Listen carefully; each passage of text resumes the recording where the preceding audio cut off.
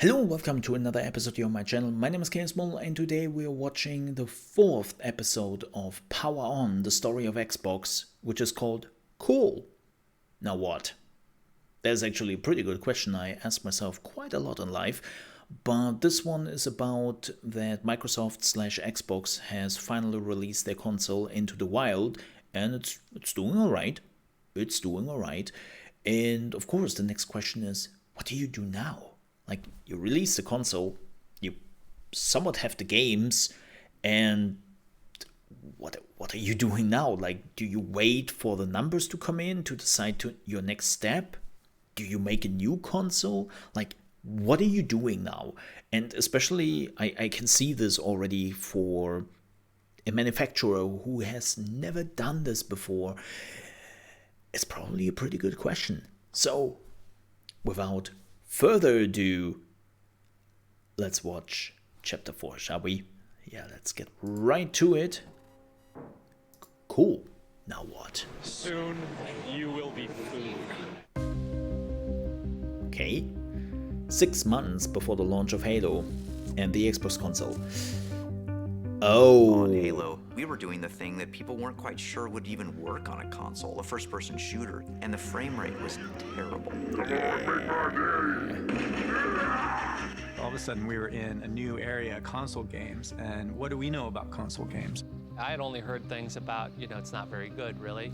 Bungie may be a good studio, may be a fine studio, but the game wasn't really being received that well. Ooh. We're gonna make it, aren't we, sir? Nope. No, they With made Halo it. and Xbox's fates intertwined, something drastic had to be done to get the game right. Which reminds me of in a Halo last-ditch Infinite. Effort, Ed Freeze and Bungie Please essentially put fix the development performance team issues. under arrest. Ed Freeze have put Halo behind the curtain and won't let anybody see it. Won't let anybody talk to the Bungie team. Black It's like, box. you guys seal yourself off, literally and metaphorically, and deliver a great game. Like, our doors, I don't It's even what they think call Ed could black get into box some of the Bungie doors. in the video game I kept saying, industry. "Hey, Ed, when can I even the play Halo?" And he goes, people "Oh, not yet." When at we the only had a couple company more months before we had to get this thing into boxes. don't know what the people are Good to see doing. you, Master Chief. Things aren't going well. We can lower We this a had little to bit. stand up a complete game that was performant on new Yeah, hardware. it's We called had the to black box create a system. compelling story with characters. We had to And it's cut levels, weird. shortcuts, just a mad rush of long days, sleeping under desks, Like- full-on old school crunch. Let me tell you this very quickly. I have worked at a specific game back in the day, and we had literally moments where we were sitting together, eating, and we were like, "Hey, you working at this new game, right? Team 4? Mm-hmm. What are you working on? Like, how is it going? Mm-hmm. That's not an answer. Mm-hmm.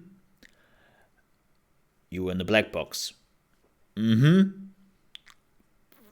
So what's family doing? Like, it is so awkward when that happens. Like, you have no access to the area. You're basically like, you cannot talk to the people about the game. Like, it's completely sealed off from even the people working at the company. Like, I remember that some PR people were tingling over to Team 4 and they were looking at what they were working on because they wanted to prepare PR material and they got kicked out.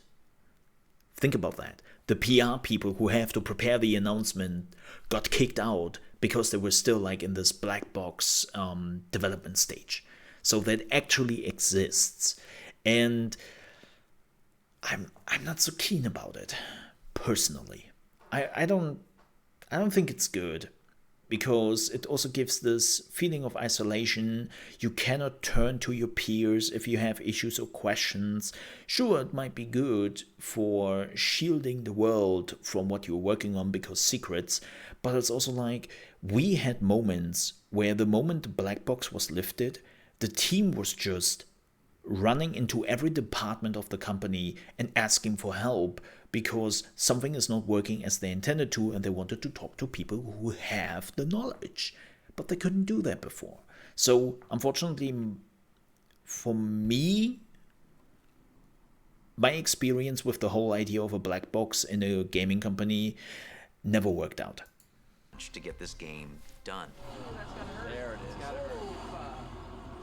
The one positive thing that comes out of crunch is ideation and invention and polish. Ultimately, that was one of the things that Bungie took very, very seriously, was polish. For us at Bungie, Again, this was crunch is a not passionate effort to make the ever best good. game possible. But when you show up as Microsoft, you are Then open again, to a whole different level of in this moment, I can understand why it happened. I don't want to defend it, and it happened, right? Like this, I don't really want to discuss crunch in 2000. That was over 20 years ago. I don't have to discuss that really, because there are enough things which are happening today and which can be prevented by the company. But the problem with crunch is always it's mismanagement. It is the wrong time frames, the wrong deadlines. But in this case, keep in mind that Bungie has basically admitted that they did go to Microsoft and they were like, hey, we have this new game, Halo. Do you want this as an exclusive for your Xbox? And Microsoft was like, oh, hell yeah. Till it turns out there was basically no game. They sold them nothing at this point. They sold them dreams. And so it's like a little bit their fault to do that, right? That Microsoft is like, hey, you promised us this. Where is it? So you have to show or you have to go. Again, don't want to justify it. Crunch is horrible. Gaming companies, stop doing crunch. You can prevent that by good planning. There are tons of companies out there which are actually showing you that crunch is not needed to make good games. criticism. And they kind of did it with Halo Infinite a bit. And Halo To postpone the whole thing by a year. showing up excellent in all ways.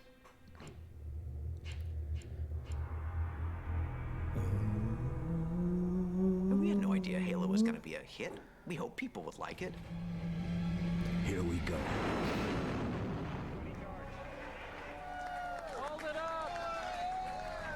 But the rubber hits the road when you meet the gamer for real.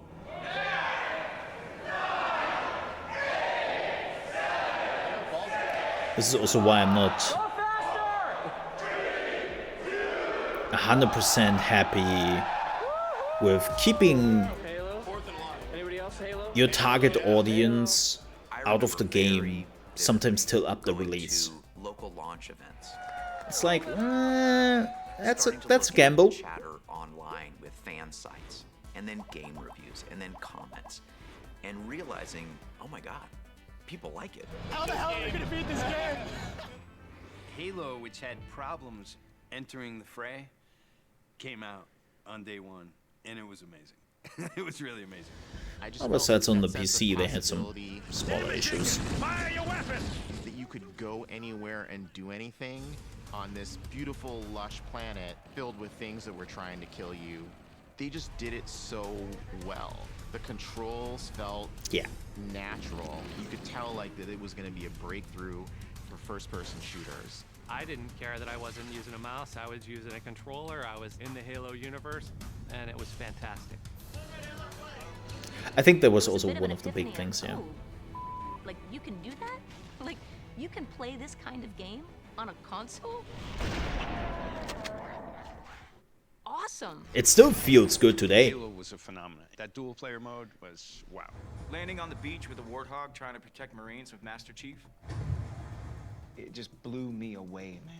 Banshee on flames comes down and lands on the ice and is Like the controls are so good that you can boot up the old version of Halo right in front of me. and it still clicks. And I live.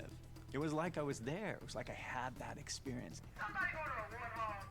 With Halo, Microsoft had that platform-defining title that you had to go out and buy an Xbox if you wanted to play. And that was something that I always envied and admired. Halo forms so much of the backbone Yeah, of has what Xbox is. Sony that one title which is bound to PlayStation. Like they have multiple amazing titles like God of War. Without Halo, we're not here. Halo, combat evolved. Microsoft estimated that they have sold 1 million copies of Halo in the US alone. 50% of Xbox owners are also Halo players. Xbox was the Halo box. Yeah. That's what made it work.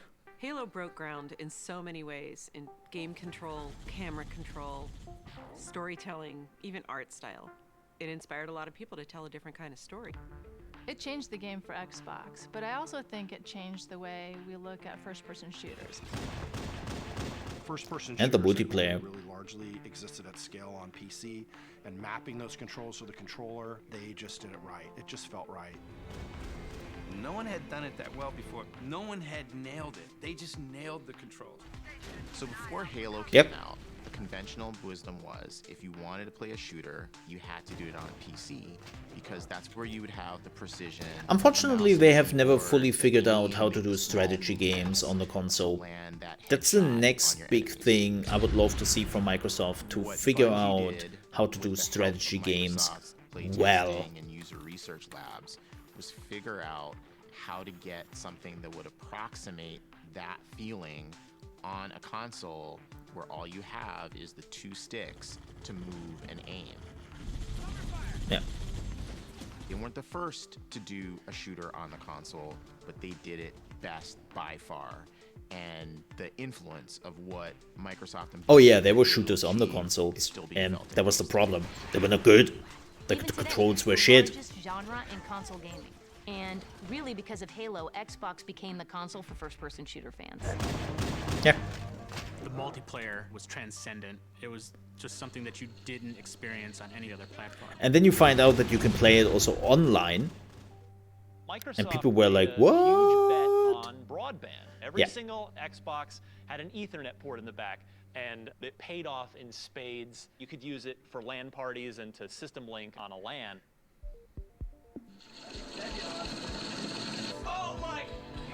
PC gamers understood the joy of the LAN, the local area network. You make a network of computers in a local area, which means you have to Oh be God. face-to-face and nose to armpit with You know, gamers. I have been there. And it's a fun experience. You can all be in a shared virtual The world, nerd run around and do things weekends. you couldn't through a modem just because you're all there connected and it's higher speed. Everyone was carrying the Microsoft super ushered heavy that in PC for consoles. till they brought out their monitors.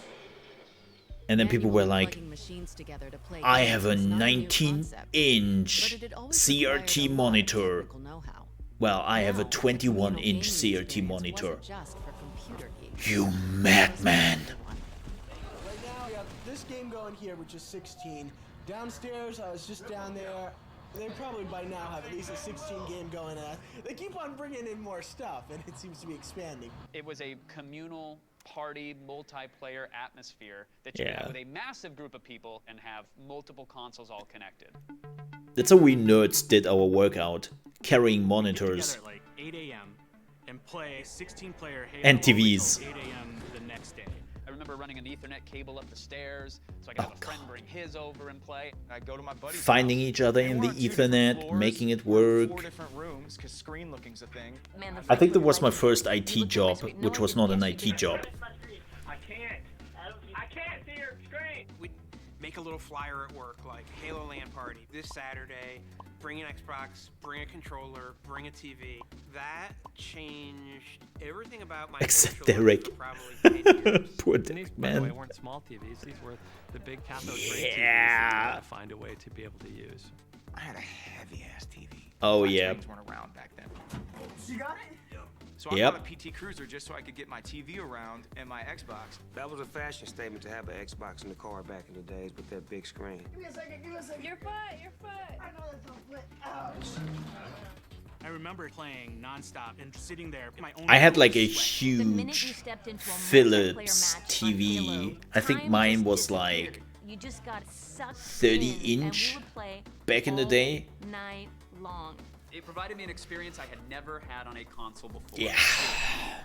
Not pleasant. Halo was a runaway hit that had spawned its own social scene, putting Microsoft in the big leagues with Sony and Nintendo for the first time. But the team wasn't done. They saw a way to take those multi-room raucous LAN parties and make them global. And make money from it. The initial concept for Xbox Live was one of those magical ideas. So it gets to go in a special folder that I call epic pitches. because they're pitches that, even though they were in their infancy, they planted a seed of ideas that turned into something that had an impact on the entire industry. Maybe an impact on global culture. We built an Ethernet port in every unit. I know that people will we say, can actually have a network but PlayStation has had like internet connection too. Yeah, but it wasn't as sophisticated as Xbox Live. It was very rudimentary. There definitely was some skepticism about the idea of playing multiplayer games over the internet. When we were scrambling to get Xbox done. And Xbox Live is like a vague fog in everybody's head. Nobody knew how that was going to work and whether it was going to be a good ecosystem and whether the quality would ever be there. And it became a huge point of tension in terms of how it was designed and how it was going to work. But we're going to do it. Microsoft is putting literally billions of dollars on the line to back us, but the program was fraught with risk. X-Zone. It required technology that really hadn't been built anywhere in the industry before. Nope. And those kind of tech investments are always risky. With so much riding on the success of Xbox Live, the team couldn't afford to develop it in a corporate vacuum. If they wanted to deliver a gaming experience unlike any other, they needed gamers to tell them exactly what they wanted. We went out and talked to a whole bunch of gamers around the United States. One of the things that came back was that voice communications was going to be imperative. You know, it is a good day to die, cheesemaker. It's Nobody funny wanted to sit there and text with a typewriter just that out their buddies. First thing was you had to get the starter kit. It had a this is still a problem nowadays. I know this is a problem for especially US companies. Voice over IP is a staple in the United States when it comes to online playing. And why wouldn't you? Like, most of the people speak English, right? But when you're looking at voice over IP here in Europe, things have become much more problematic. Because most people don't speak English.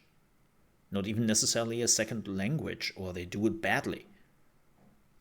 Like, yeah, sure, there are people who are speaking English as well as a second language, but most people will not do it. They only speak their own language. Like, hell, my second language is English. I know, shocking for most people. What? I would have never guessed. Yes.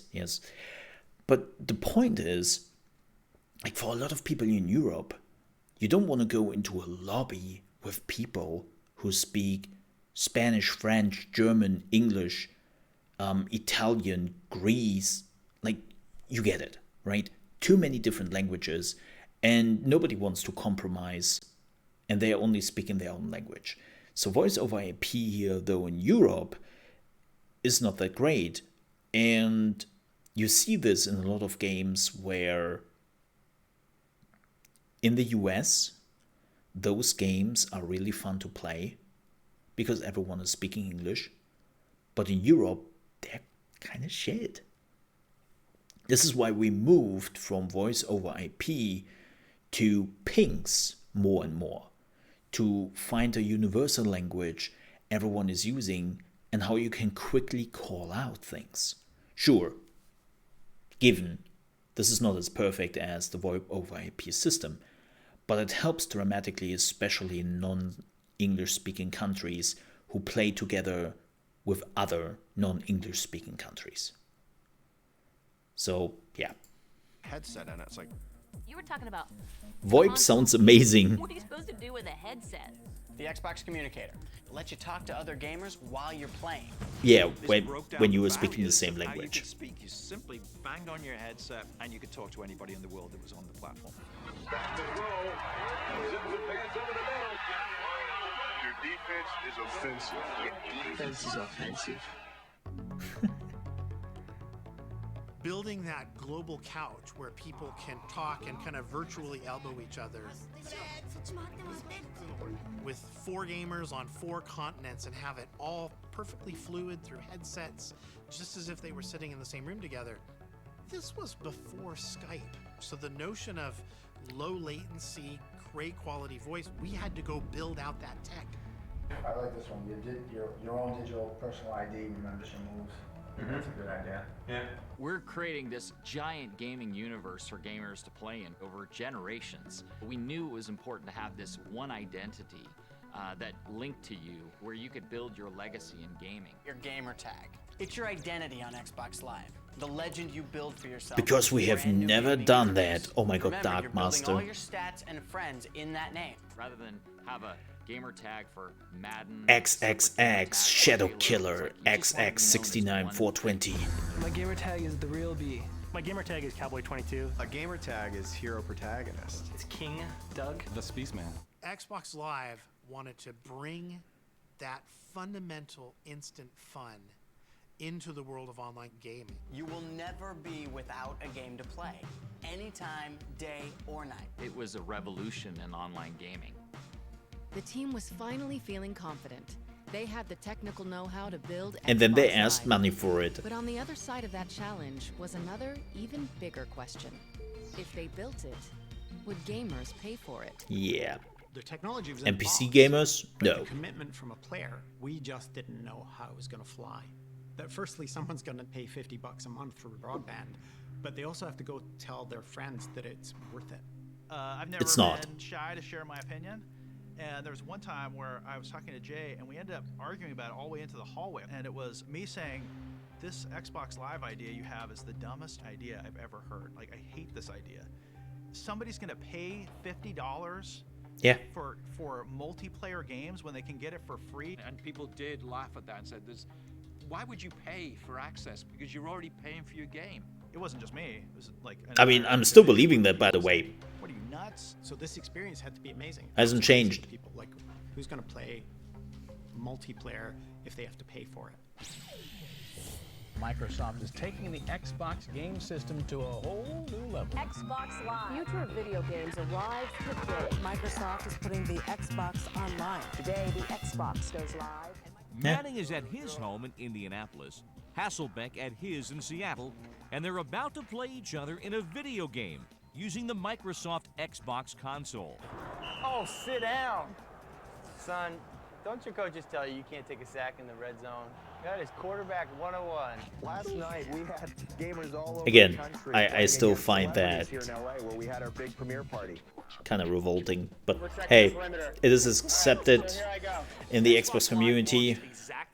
Even though we're slowly moving to the point where they might kill The launch of Xbox Live was almost like a the money second part on launch for Xbox Live. Blow up and kill everything in sight. So- That's the idea, man. It's just like doing RoboCop. I'm gonna open up a can of whoop ass and see how it tastes. The two launch titles that I have such fond memories of, Tom Clancy's Ghost Recon, which was a port of the PC game, and Mech Assault. Oh my god, Mech First, an Assault. action-oriented take on Mech Warrior. Yeah. Just light bulbs went off, just the magic was there. Live let us add the element of community and human society to game design. It was just immediately clear to me that this was going to be like the thing for video games. And Nintendo is still struggling with that today. Was it created this community that once you got into it and attached to it, it was very hard to leave. I met so many people online playing games that I never would have been cool with based off of us playing each other, me beating him, him beating me, him having some great plays. And there's an extraordinary number of like 50-year-old males. And then we had a really big bong. And they will not go to another system because their buddies aren't going to go. So they're only going to buy a system to hang out with the guys so they can play while the kids are sleeping, and they're going to play Call of Duty or something, right? Every night, me and my homies be on a party with about 15 or 20 of us, and we be talking about what happened in the day if we playing the games, and it's just like a great gossip line for some grown-ass. I think Snoop Dogg is like the best PR person. They are not paying for making PR for Xbox. Month 1, month 2, month 6, etc. Hey, we got 50,000. Hey, we got 100,000. Hey, we got 1 million. Hey, we got 2 million. It just kept growing. And that happened like I wouldn't say instantly, but pretty damn close. It happened very, very fast. Xbox Live was unprecedented. Everybody else's version paled in comparison. Yeah. What you think of gaming today, being on a As much as I loved my PlayStation 2, playing games, and even like the PlayStation 3, when you compared it to Xbox Live, Xbox made made that possible. It took them a while to nail it. And again, like as I said, Nintendo is still struggling today with that sometimes. MySpace, Microsoft really did pioneer the very first interactive dynamic social platform. Quite frankly, Microsoft proved to the world that online multiplayer was going to be the key to the future. Yep.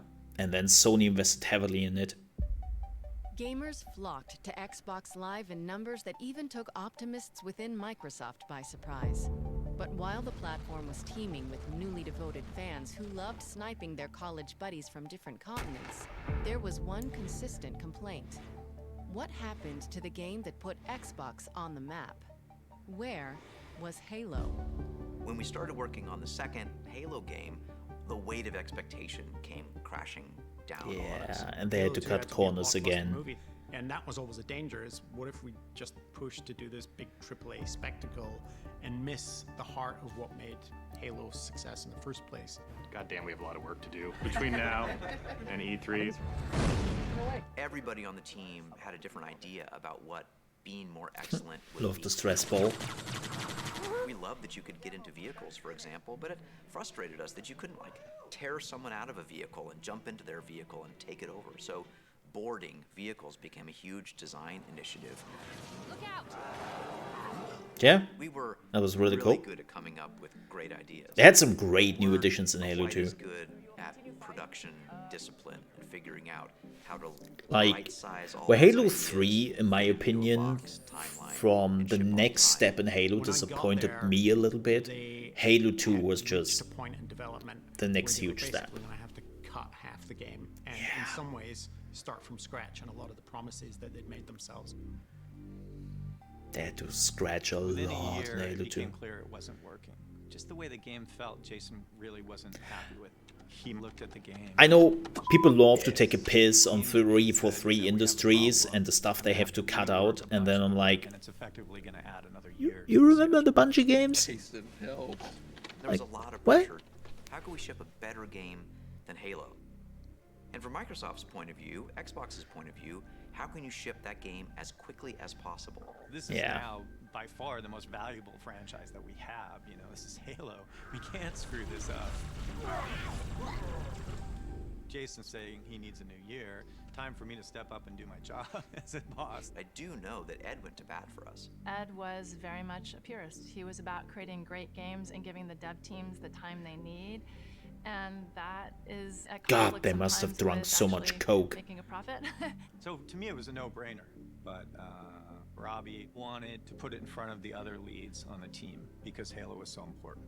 It's going to affect, you know, the Xbox Live team and what they do. It would affect the continued marketing of the platform and things like that. Microsoft back then was a technology company.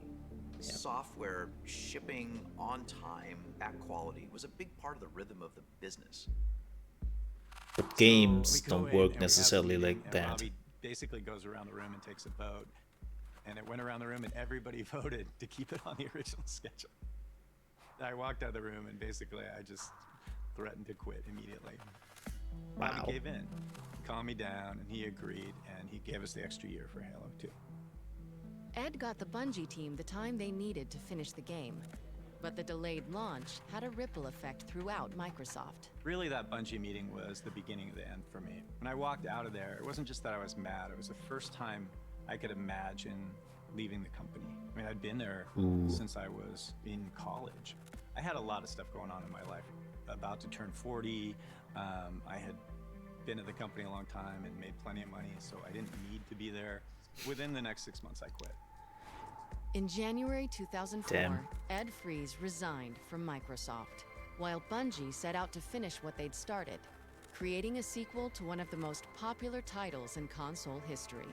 The extra year Fries bought them turned out to make all the difference. Yeah. Not only did it elevate the It game, is it built fan excitement quick to a whole. quick jump in here. Sorry for the interruption again.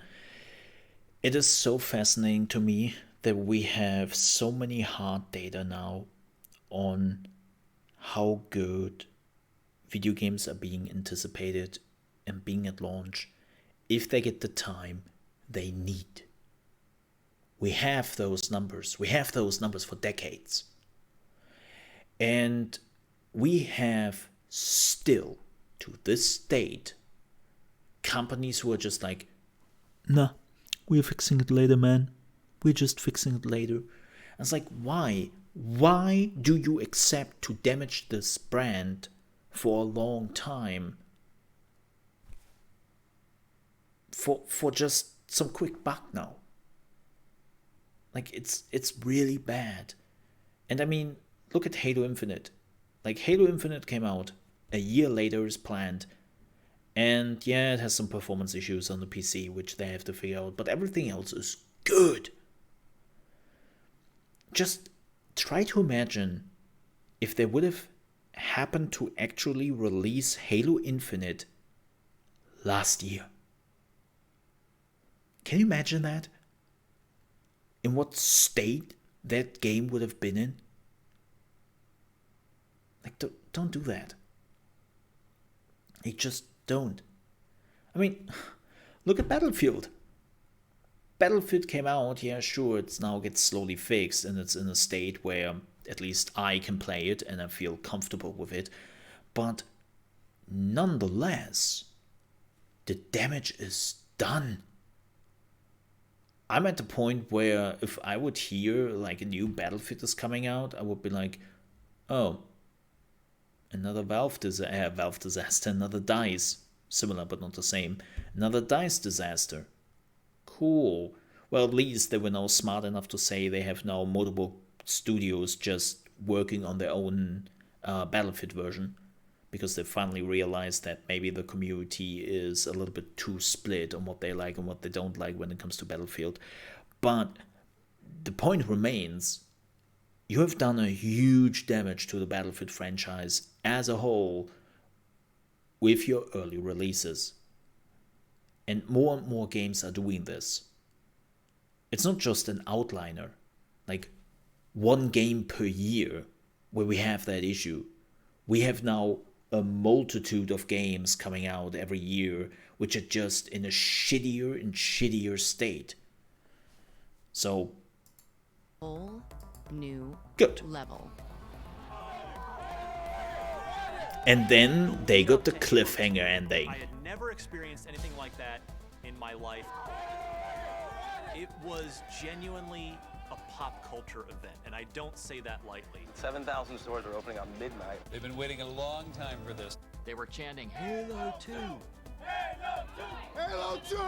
Just And then felt like World of something Warcraft new came was going to around. happen in entertainment. Because Halo 2 is the best! Halo 2 is everything!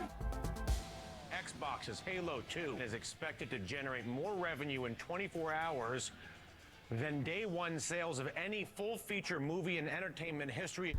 I love how he paused on this Halo 2 is to read probably, this you know, right. one of the biggest Like he's like, phenomenons to ever hit my life. am I And, reading a this lot of right? people's lives. Video It games? was the biggest day in entertainment history. Halo 2 sold 2.4 million units in 24 hours. Here was a video game. For the first Small time, numbers really today. crushing movies. It was a coming-of-age story for the video game industry. This And game is it's a simply lot. the best game on the planet.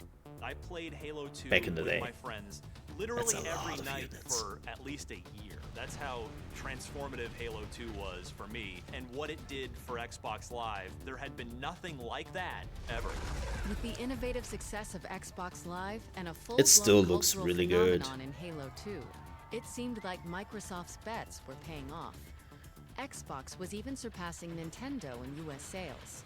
On a winning streak, the team put their eyes on an industry-changing follow-up to the Xbox. Xbox 360. When I arrived at Microsoft, it was my job to think about the way that the gamer was going to be using this 2, 3, 4 years after launch, and how do you continue to deliver content. Peter Moore Started then is to such an plan interesting this character. multi-billion-dollar investment that became the Xbox 360. Like, on one hand, he did Xbox some really 360 interesting is the stuff, new entertainment but he also system failed that's in a designed lot of around high things. def, wireless, and always connected. And it doesn't stop there. It's totally personalizable, so you can change the way it works and the way it plays, and find your friends no matter what you're doing.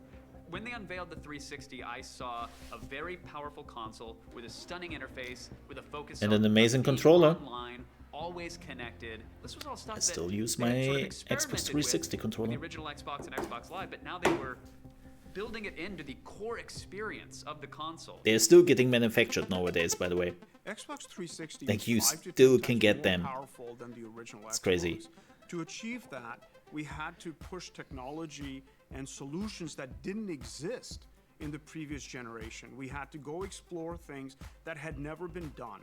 As opposed to leveraging a lot of off-the-shelf components and existing technologies, we're actually building a brand new processor and chipset for this particular console. So we're taking a lot more of that engineering effort on internally. At the heart of the Xbox 360 are 3 IBM CPUs. Which they're not doing anymore. Whatever you'd heard about the PlayStation 2 emotion engine, whatever big wild dreams you had created in your head, we needed to create a leapfrog product that said, hey, this is even more powerful. This is the most powerful console on the planet. And so we evolved the Xbox from a powerful console that plays all the games you love to a console that connects you to all your friends and connects you to a lifestyle, this digital entertainment lifestyle. And then PlayStation came around with an even more powerful console, till they told you it will cost you $600 in Europe. So much more than the original Xbox did. Xbox 360 Guide, it is your launch pad to all of your digital entertainment. Here you can store your pictures, videos, and music. We've also added a new concept called achievements, sort of a record of everything you've accomplished. Oh across god, your entire yeah, library right. of games. Thanks With Xbox 360, we've for putting created that into technology our games. that will enable people from every age and every corner of the planet to gather together in new ways. A product with games at its core, surrounded by limitless, connected digital entertainment.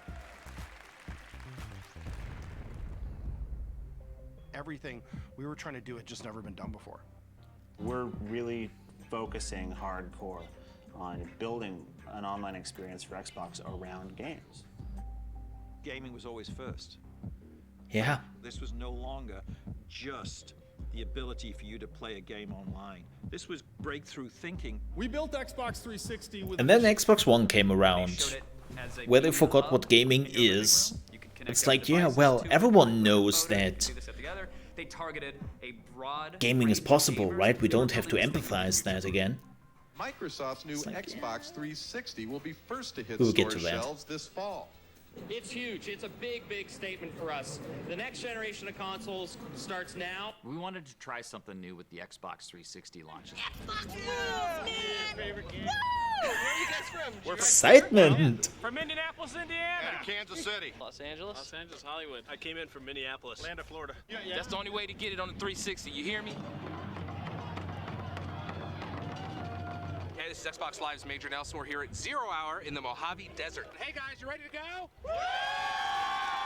Tonight marks a big And then you find out that Major Nelson hasn't changed in age for the next 20 years. fan experience in the desert in California. Frightening. I was at G4 at the time, and I remember we got wind that they were just going to throw an epic party for Xbox fans. Xbox 360. I'm hexed. We had a hangar in the middle of nowhere and decked it out with hundreds of gaming stations. We are seconds away from this hangar opening, and all of these people getting a chance to play the Xbox 360.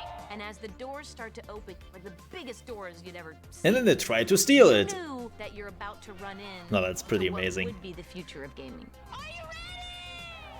It's also crazy, like in Europe, they didn't do anything like that. Like, I think that is still one of the biggest problems Microsoft has nowadays, that they're amazing, People that have met on Xbox Live that had never actually seen each other. in what they are person doing in before. the US, People were so happy. It was a magical launch event. but there's a lot of room to improve in Europe and other countries.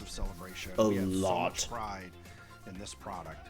Was this a transcendent moment for you? Oh, yes. The excitement generated in the desert spilled into the rest of the country as the console became available to the public on November 22nd, 2005. I waited in line Damn, in man. like freezing rain for like 3 hours outside this Best Buy to try and get a slip so I could get an Xbox 360. I think it came also later I was so to stoked when I got it. I took a Europe. selfie. They had a great launch lineup. They had the gamer in mind first. It had the features that I would want in a console. They had the games for casual gamers, for hardcore gamers. The Xbox 360 marketplace was where you could buy digital games. Sure, you had Steam and people could do it on PC, but this was a managed, curated portfolio, much like as an app store today. Well, like Steam was back in the day. No, Steam was also doing it back in the day. Let's not pat our back there. All of a sudden, everybody's having fun because these games are amazing, and I'm like, but still, okay, for consoles, pretty big. At Grandma's house, and we were bored, and I just got on the internet and downloaded games, and now we're playing video games and having fun. This is the future. This is the greatest thing in history, and this is what this console transition is about. I can view my profile so I can see, what games I've got, and it's got the whole achievements thing here as well.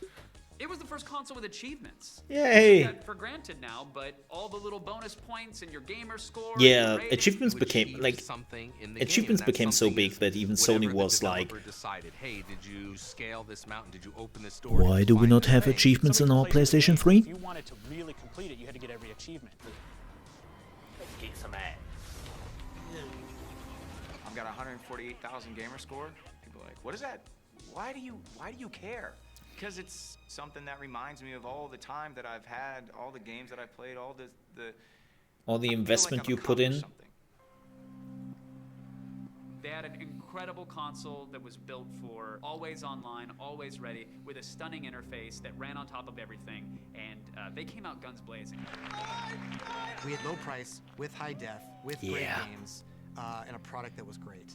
And so we felt we had a chance that generation. Yeah, we were riding high, we were celebrating, morale was extremely high. They had arrived. They had to gain the trust of developers, they had to make a statement with the gamers, they had to show that they belonged at this party, and the 360 was a beautiful iteration of all the lessons that they had learned with the original Xbox. Yep. I think 360 was finally that moment that Jay and Seamus and everyone, dreamed of. Gamers were looking to see whether we would get it right. It was not just like how well Xbox did. Like as I said before, we needed to be seen as they did a lot of mistakes on Sony's end. Like, and this all needed to come together. Keep in mind, I am somebody, and I'm not a Sony hater. I know people are like, oh, well, you're watching this, so you hate Sony. Keep your console war to yourself, please. I'm not interested in that. I owned more PlayStation consoles than I ever owned Xbox consoles. I owned the 1, the 2, the 3, the 4, right? Like, don't have a 5 yet because, well, they are rare as a unicorn, at least here. So, yay. But I was one of those idiots who bought a PlayStation 3 on release day for €600. Keep in mind, we didn't have the lower cost version here in Europe. I know some Americans will be like, wait, I didn't pay $600 for my PlayStation 3. Yeah, because you had a PlayStation 3 with a smaller hard drive. We didn't have that option. We were only allowed to get the, what was it, the 500 gigabyte option or something like that? I don't know how much gigabyte it was.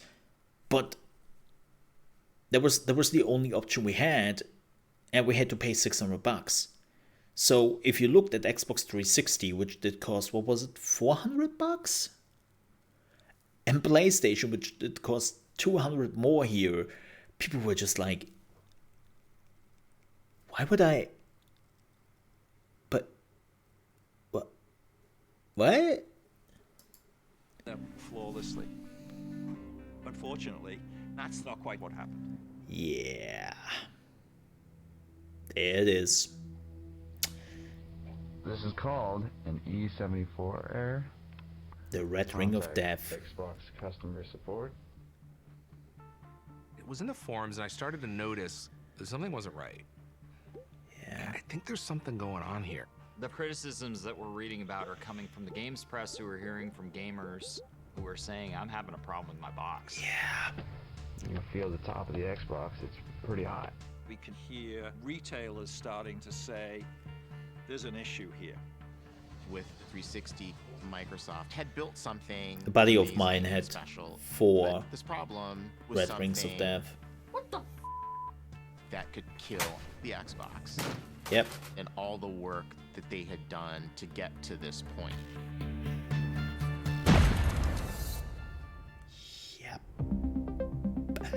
And that's episode 4. Yeah, I think, what was the word, record? Like somebody had 11 Red Ring of Deaths. And I know some people might say, nah, they did this. No, like, they had a heating problem. Like, we know that now. Basically, what Microsoft did is they knew about it. They knew that there is a heating problem, but they were like, come on, no gamers playing for 8 hours a day. Like, how high is the chance for that, right? Guys, what are you looking at? And that's basically what happened. Like, they figured that out. They knew about it, but basically the people who knew about it, who made the decisions at that point, they were like, how high is the chance for that? 1% maybe? 2% if it goes crazy? And it was much more. Much, much more.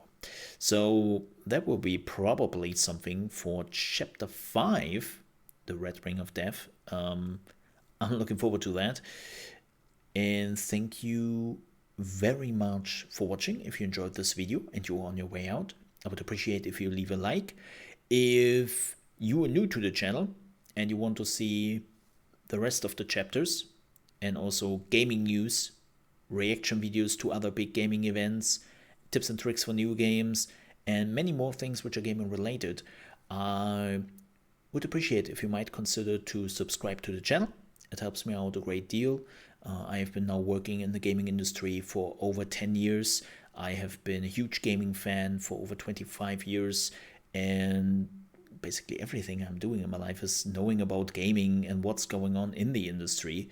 So if you're interested to have a peek behind the curtain about what is going on there, the good things as of the bad things, which we have more often than enough, you came to the right place. If you ever want to catch me live, you can also do that from Monday to Friday, starting at 9 a.m. ET, which is 2 p.m. UK time and 3 p.m. Central European time, over at trovo.live/ChaosMole. Yeah, I'm not streaming on Twitch, believe it or not, and you'll find the link in the video description. And we're also talking about gaming news in the morning, and then we are playing some video games. But with that said, thank you so much for watching. I hopefully see you in the next episode. Stay safe. See you then.